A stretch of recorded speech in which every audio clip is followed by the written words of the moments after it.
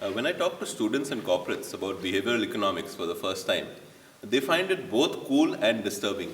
Cool because the phenomena are interesting, and disturbing because it breaks a myth. What's the myth that it breaks?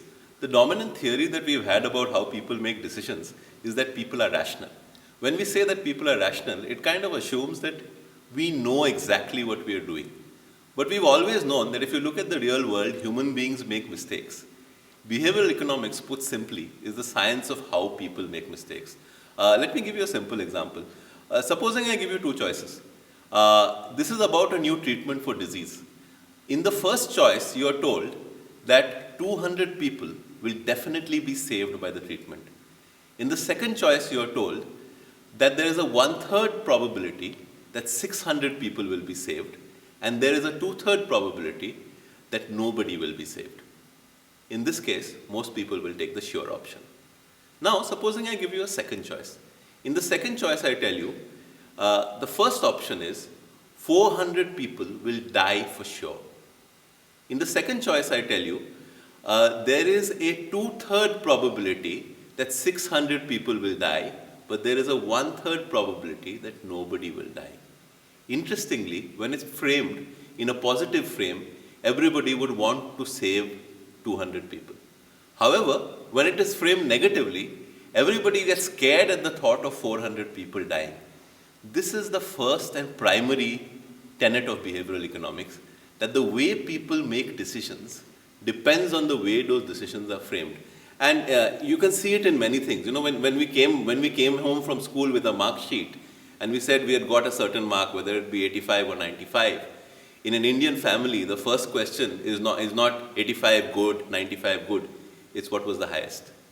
So there is always a frame of reference, and decisions are judged as to whether they are loss-making or a gain against that frame of reference. And the interesting insight is just by changing that frame of reference, you can change people's decisions. Okay, so what we've realized is that reference points can be manipulated. Now let's say I'm a marketer. What can I do with this? Let me give you an example. There was a simple experiment done, and the experiment offered a bunch of graduate students two choices. The first choice is I'm offering you an online subscription to The Economist at $58. The second choice is I'm offering you online plus print at $125. Now, graduate students like to save money, they go for the online option. Another group of graduate students were given three options. First option, same as before, $58. Second option, print only, $125. Third option, print plus online, $125. Now what happens? You have introduced a choice, print only, which is dominated. Print plus online at $125 trumps print every time. But interestingly, because print only becomes a reference point, now everybody or a majority of the students choose the print plus online option. This is what we call the decoy effect, where you introduce a choice which changes the reference point and hence changes the decision. Now think, if you were Pizza Hut, you wanted to sell a dish. All you have to do is introduce three choices in a menu and introduce one choice, which is a decoy choice, and the idea is to sell that high value pizza with toppings and with all the garnishings that you want to bring in. One of the craziest effects in this area of behavioral economics is what they call anchoring. They did this remarkable experiment with students at MIT. Somehow if you do it with students at MIT, people kind of know that it's not because the students are dumb, right?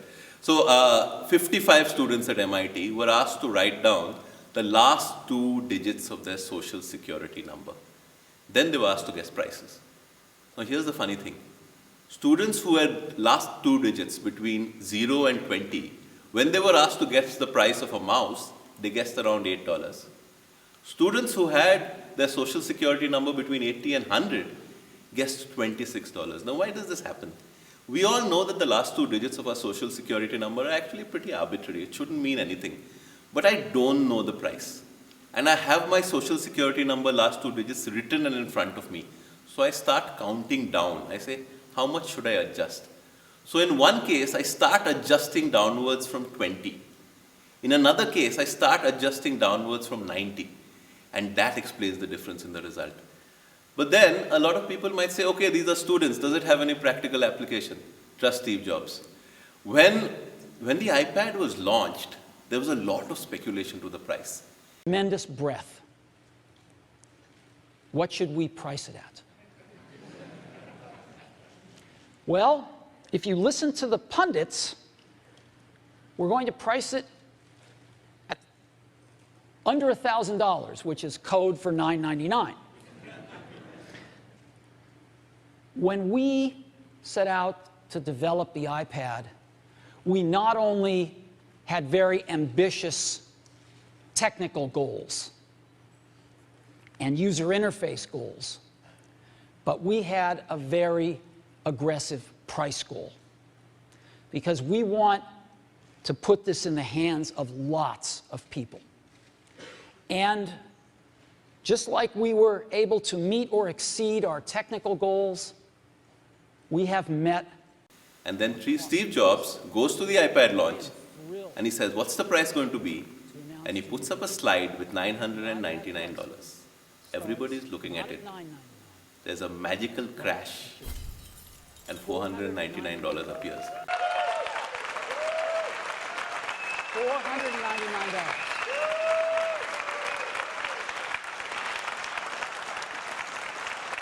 Now, why $999? This to me is a marketing application of anchoring. The only purpose of $999 was to introduce $499. Therefore, the MIT students and the consumers of the iPad both are subject to the anchoring effect. Okay, so here's my parting shot. Here's a question for you. How many animals did Moses take on the ark? Think carefully. Well, here's the answer. Moses didn't take any animals on the ark. Noah did.